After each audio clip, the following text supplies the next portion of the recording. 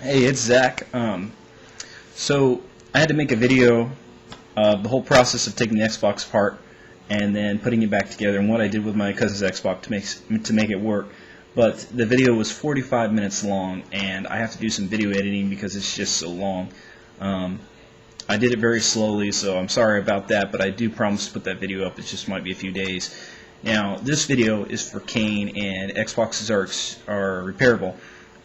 In no way am I a bad person, and I don't like to hold grudges, so if you want to delete your comments and then I'll just remove the video, that's fine.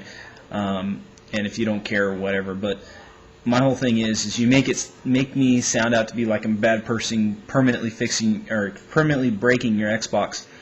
The chips itself are allowed to get that hot. They're made to get that hot. They're made to get a lot hotter than that.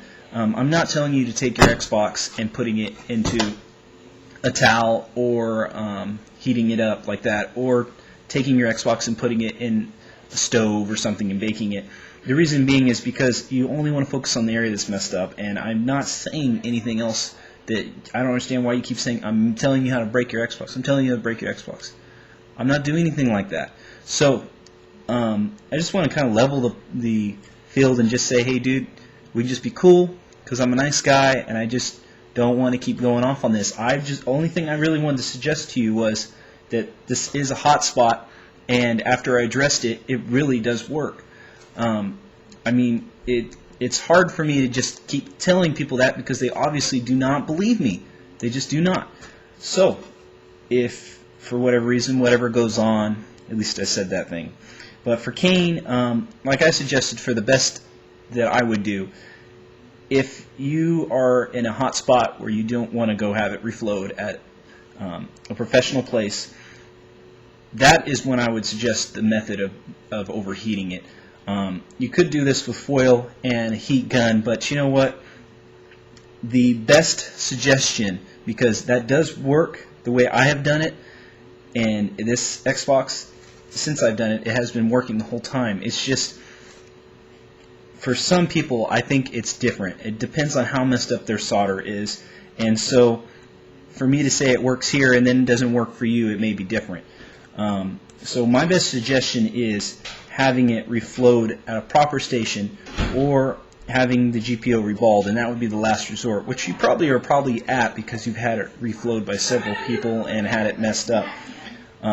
It could be really bad down there and you really just have no choice. If you can get it with lead, I would suggest it. Go on eBay, order the process, make sure you don't get scammed, and your Xbox comes back. And if you get that fixed and it's working, then I would make these suggestions. I would go on eBay also and order a power cable for the CD-ROM and a SATA cable. Get maybe about, I don't know, maybe 10 feet or something, so you can have it come out of the case and into its own little CD-ROM case. I don't know where that CD-ROM case is, but I've seen it online somewhere. You can put the CD-ROM in its own case and have it off to a section. Maybe over here if you extend the wires, or have it come up and over out of the back, cut a hole here, for example. But the main point is you're going to have to prop the CD-ROM out because you don't want this ROD to come back. So you could put the thermal heatsink, the Thermalright heatsink that I have. However, that's a lot of money. That's at least another 50 plus bucks, and you're just going to have to modify with a different way. You're just not going to want to maybe go through those changes. That's up to you. The reason I did it is because I won my Xbox in one whole case, and if you want to do it that way, then that's you. But my suggestion for best control for the heat would be just this. So I would suggest a CPU Xbox 360 revised heatsink. That would be the one that's in the newer Xboxes that comes here. It's all nickel. You would buy that one and put it here. It's not these. It's the newer revised you can find on eBay. And you put it this way so that the air is going to go out way outside the Xbox. Now, I electrical tape the front because I would cut out the top and suggest air for two fans. They're big right here to push down air. The reason being is because you really can't get air from the sides of this thing when it's closed up. If you're not going to close it up, or you're going to put a bunch of fans here, then maybe you can go ahead and do that. But I usually suggest perfect, what I call airflow, is in and out right away.